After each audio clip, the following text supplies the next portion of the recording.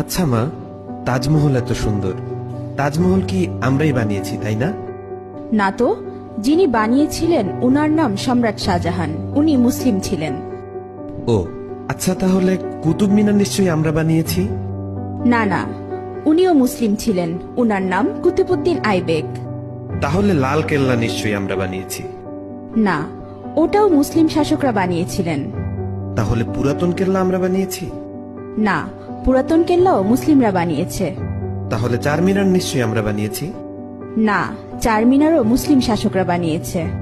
মা, আমি শুনেছি ভারতের সবচেয়ে বড় ও পুরাতন রোড গ্র্যান্ড ট্রাঙ্ক প্রায় 3000 কিলোমিটার পর্যন্ত বিস্তৃত, সেটা তো আমরা বানিয়েছি।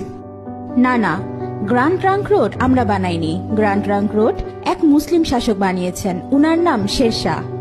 আচ্ছা, তাহলে হাজারদুয়ারি প্যাসেজ নিশ্চয়ই আমরা বানিয়েছি। না বেটা, এটাও মুসলিম শাসকরা বানিয়েছে। আচ্ছা, তাহলে মুঘল সাম্রাজ্য আমাদের ছিল তাই না? না, মুঘল সাম্রাজ্য মুসলিমদের সাম্রাজ্য ছিল। আচ্ছা, জয় হিন্দ এই শব্দটা কি আমরা প্রথম তৈরি করেছিলাম? না, এটাও একজন মুসলিম প্রথম বলেছিল।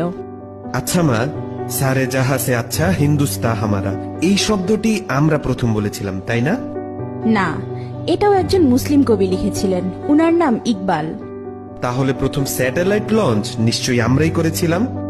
জি না, ভারত অনেকবার স্যাটেলাইট লঞ্চ করেছিল, কিন্তু প্রতিবারই ফেল হয়েছে। এরপর এপিজে আবুল কালাম আজাদ প্রথমবার সাকসেসফুল ভাবে স্যাটেলাইট লঞ্চ করেছিলেন। উনি না থাকলে আজ ভারত স্যাটেলাইট লঞ্চ করতে পারত না। তাহলে পারমাণবিক অস্ত্র নিশ্চয়ই আমরা বানিয়েছি। না না, পারমাণবিক অস্ত্র একজন মুসলিম আবিষ্কার করেছে, উনার নাম এপিজে আবুল কালাম আজাদ। তাহলে মুসলিমরা না থাকলে আমাদের কি হতো মা? মুসলিমরা না থাকলে ভারত এক অন্ধকারাচ্ছন্ন দেশ থাকতো।